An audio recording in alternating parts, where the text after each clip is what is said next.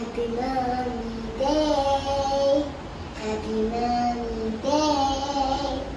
Happy Mommy Day, day, day. Happy Mommy Day, day.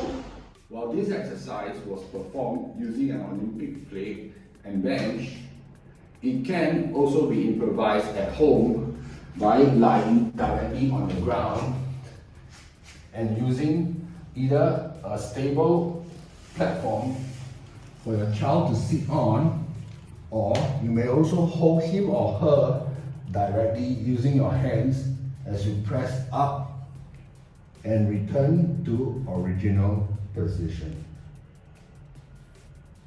This exercise is typically called plate press and can be easily performed by following the steps shown here.